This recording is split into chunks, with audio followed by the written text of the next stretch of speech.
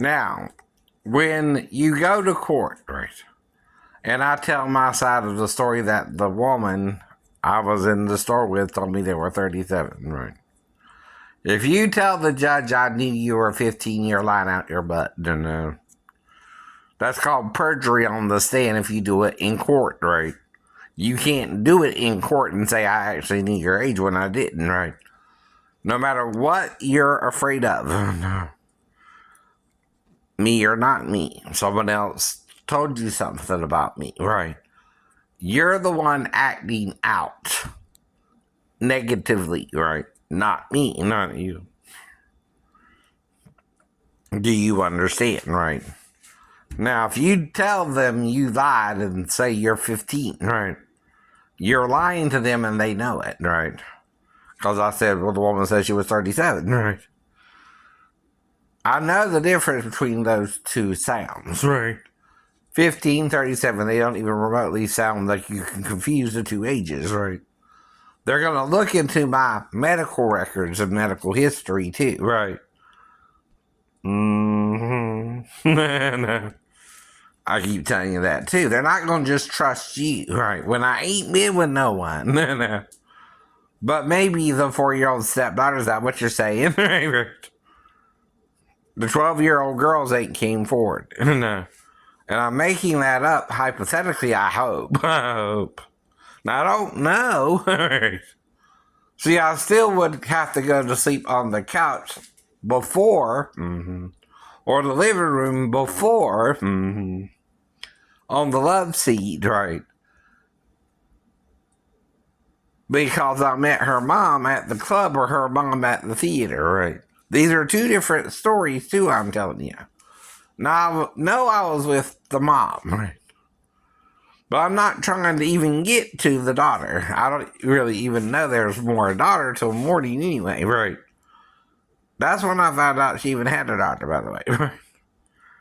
Unless, right? And this is where the hypothetical comes in, too, right? The daughter came in and I found out then, right? But what's the difference then? Me and the daughter can talk about what's going on, right?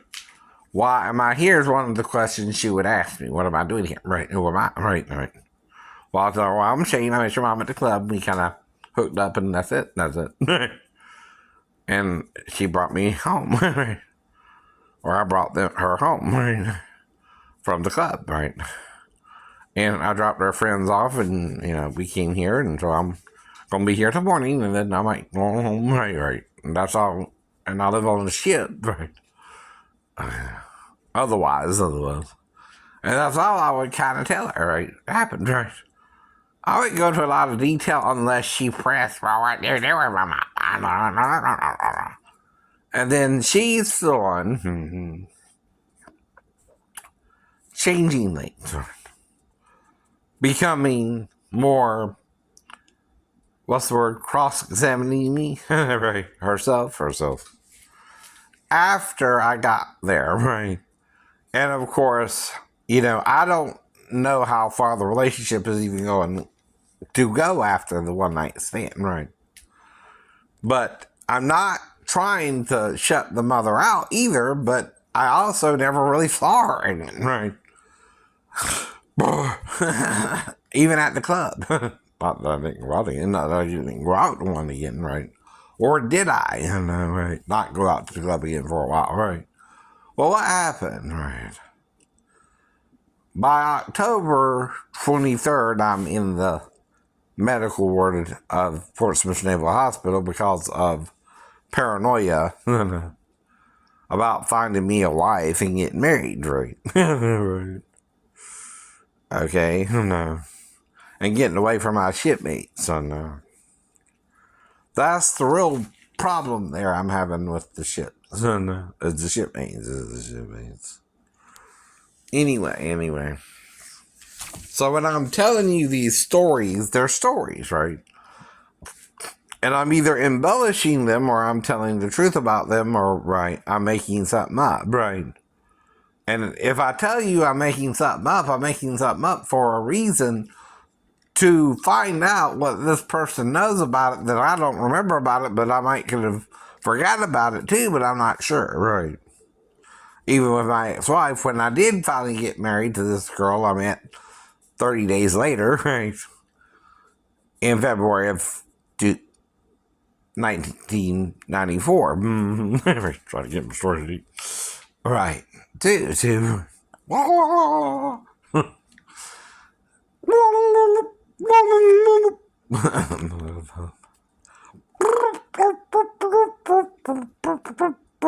Uncle Albert. Uncle Albert.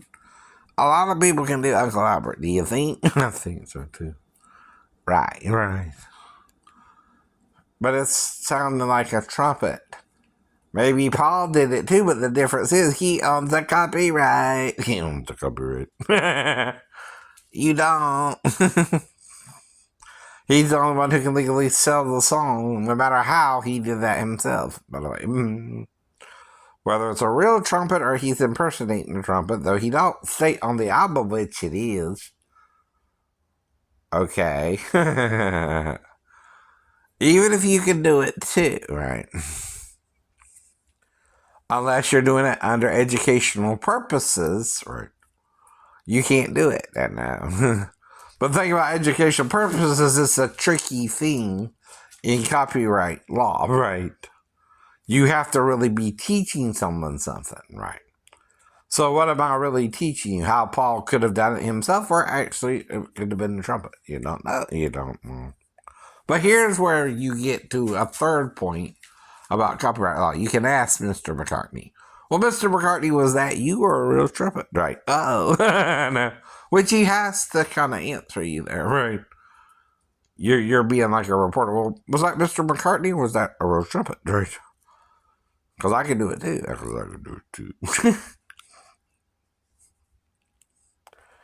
So you're using all four. And, you also say, well, if that was a real trumpet or not, I thought it was a real trumpet or not. You're critiquing it, right? Okay. Okay.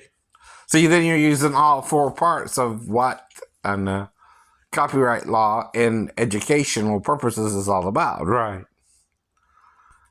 Oh, and then you're showing that even if Mr. McCartney did it, you can do it too. And you're mimicking the artist then, under educational purposes, demonstrating you can do it too. Then it's pure, what? Educational purposes, yeah. That's how you do that, though. Perfectly. You're dotting your I's and crossing your T's, right? You're even asking him, Mr. McCartney, I can do this too. Is this you or a real trumpet, right?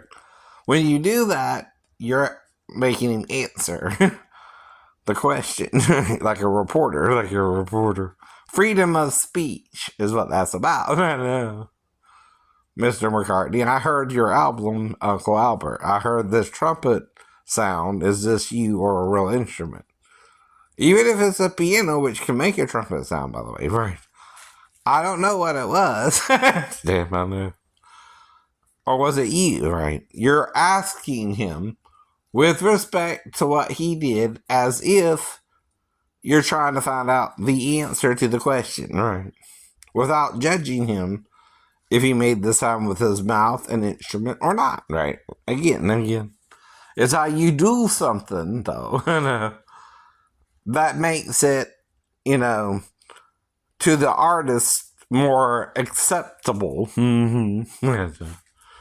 Like I said, or not. And you gotta realize the artist is really the one who can give you permission or not, too. Like I keep telling you. And you get more honey with flies than you get with vinegar. By the way, too, right? Even flies prefer honey to vinegar. If you know what I'm saying there, right? You're better off saying someone can do something rather than you're saying they cannot, right? Now, like with what I'm doing with even The Voice the other day, right? I'm critiquing the choice of song because it was also a guy singing it too. Like he can even sing Jolie with her by Dolly Parton without sounding a little fruity there himself. Come on. And like I pointed out, he would have to change the lyrics, and I demonstrated that, though, right? No, I didn't just, point that out. I said what he would have to kind of sing, right? That, again, is something different than just, doing what he did and singing the song anyway, and, or, again, just saying, well, Reba was wrong, and, right, just choose that song for him. But I also made a point that he would have to change the lyrics, right? See, once I did that, I'm critiquing the choice of the song, right? And then I'm demonstrating how to change it for a guy. I met her in the supermarket one cloudy day. And I'm using this to a different song. But she didn't come until she looked my way. I know. And when she saw me, I just could not believe my eyes. I know. When this girl caught my eye, I knew I was gonna die. Her name was Jolene. Her name was Jolene. And she wanted me. But here's the problem. I had me a girl named Dolly. You see what I mean, right? And I wanted her to know that her man was staying true. Yeah. See, I gotta change the words, but use the same melody, but at the same time, right? Making a different song. Right. Or use the melody Dolly used, right? There again, too, right?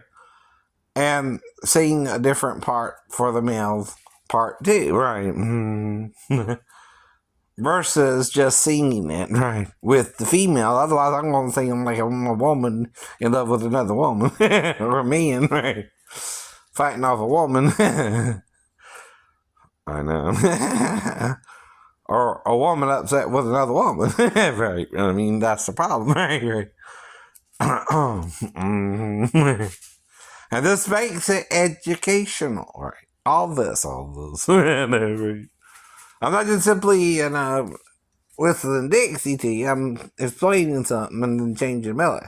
Oh, I want to be in the land of cotton, where these good times won't be forgotten.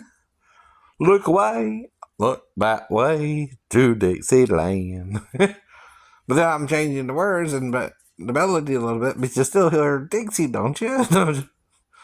But I'm singing it a little differently. It's like when they're playing Hootie, Or I didn't hear Hootie from the radio. Let's put it that way. Hold my hand, I want you to hold my hand. Hold my hand, I want you to take me too. I'm gonna love you. That's Hootie. Listen, I can. I'm even freestyling Hootie. Yeah, now you're freestyling Hootie. Exactly. I'm singing Hootie as if I'm Hootie. Right. Though I know what his real name is, I think.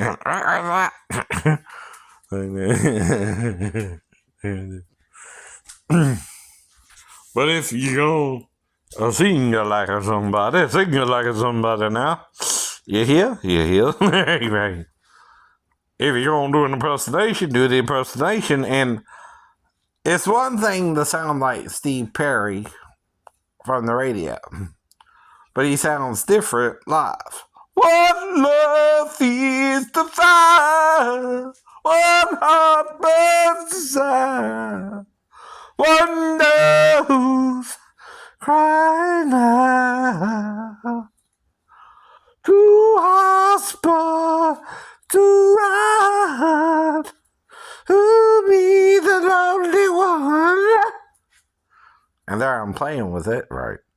But I'm doing the impersonation and freestyling it and freestyling it. So that's again the point. That's the point. What love is a fire. So I'm playing with the voice too. I'm using, right? I'm not just, arbitrarily mimicking the radio. That's where you start with it. And, of course. Yeah, I'm a horse, of course. But have you seen such a horse? Of course, the famous Mr. Ed. The horse is the horse, of course. But which horse is the horse, of course? Do you like the best of the horses, of course, is the famous Mr. Ed. Right. So there I'm just changing the lyrics all kind of around. But you can hear what melody, the melody of Mr. Ed. Right. Even though I'm messing with it so much, right? And freestyling it so much, you still hear enough of Mr. Ed to know it's Mr. Ed. Well, when I heard Hootie, I didn't know that was Hootie. I like, Hootie in the hell is that? Hootie in the hell is that? Wow, that didn't sound like Hootie at all. I didn't know that was Hootie until they sang. And then even then, it didn't sound perfectly like Hootie, but a little awful like Hootie. And the problem was the band in the background, not the singers. Now, once I heard the singer sing Hootie, I knew it was Hootie. I ain't saying that either.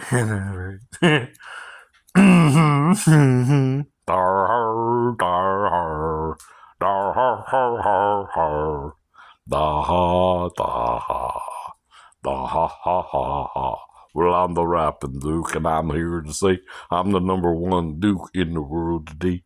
I'm having fun. Not gonna come. I don't know what you mean. Let's have some. That's on the spot rapping. By the way. That's what they're doing on what Nick Cannon's show today. They're rapping live, right? Coming up with rhymes on the spot, right? So I based it off of a parody I heard of doing the Duke's voice, right? Somewhere in the past, I think. I heard about this. Someone was, trying to rap with the Duke's voice, right? John Wayne, by the way, if you don't know what I mean. Maybe you don't, maybe you don't. Maybe you never heard of the Duke. And don't know who I mean when I say the Duke. Maybe the Dukes of Hazzard is what you're thinking of. Just some good old boys. Oh, that's Waylon. That's Waylon. Never meaning no harm. You thought you never saw any trouble with the law since the day he was born. See, that's the original melody, too. There it is. But what am I doing there? Singing it perfectly. But I know I did. I've been hearing myself. You gotta learn to hear yourself. To do impersonations properly, Jimmy. If you can't hear yourself, you can't do somebody else. Yes, sir. And I'm still doing that educationally and borrowing from the theme song, which I don't know if it's as copyrighted as the whole show, but anyway. But of course, if the song's released on the radio, all I got to do is ask Waylon a few questions there, right? So when you were recording song for News Hazard, Mr. Waylon, Jennings, sorry. How'd y'all come up with all that? It sounded pretty good to me, right? That gives it a critique too, right? Well, that was a good rendering of that song. I like that song. Do you mind if I sing it? You can even ask, right? Though, even if he says no, you tell him, well, then, well, I'm going to do it under educated purposes if you don't mind, right?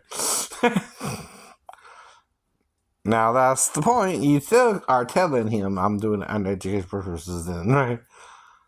If you don't mind.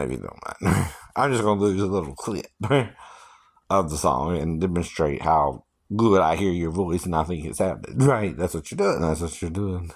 And you're singing back to him, right? Oh. well, now, you hear? Oh, no. Everybody would just on different voices now. Oh. Figure old da. Figaro. La la la la. But we're all actors. We're all hypocrites, right? One way or the other, right? See, that's the thing, too. But to do good is to do good. To do evil is evil, right? See, the problem with evil is you're lying too much. And when you're lying, you're dying with Satan. And that's the thing. There is religion in religion. Now, the reason you're dying with Satan is Satan killed himself sometime in the past. That's all we know. That's all we know. And he interacted with our parents, right? Whatever that was, according to your timeline or not. Could even explain the Neanderthals and the Denisarians and Sevians, whatever you call them. The Denises. In a way, it's Dennis too, by the way. Denissiva, and is that how you spell it? Yeah, that's Dennis. That's Dennis. The Menace, I'm just playing. Oh, that's a cartoon. I'm just vegetable. She must be beautiful, baby. She must be beautiful, girl. See, that's the point. But who am I trying to hurt? Not even the 15-year-old girl who thought about her age to be purgery is the point, right?